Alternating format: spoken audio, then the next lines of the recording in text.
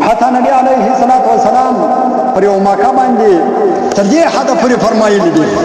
وای من اذا مسلما فقد اذاني وای کوم چا چې یو مسلمان ته تکلیف ورسوي یو چا چې مسلمان ته ازار ورسوي فقد اذاني دا ما ته ازار ورسوي نبی علیه الصلاة والسلام وای ومن اذاني فقد اذى الله او کوم چا چې بیا ما ته ضرر ورسوي ما ته نقصان ورسوي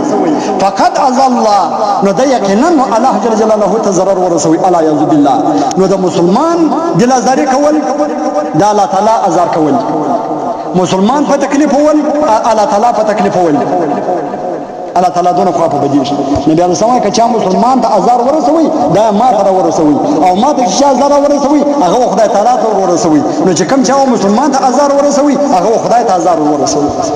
مسلمان ازار غلي د مسلمان د بدواز غلي قسم په خدای چې نه ولې بدواوي دي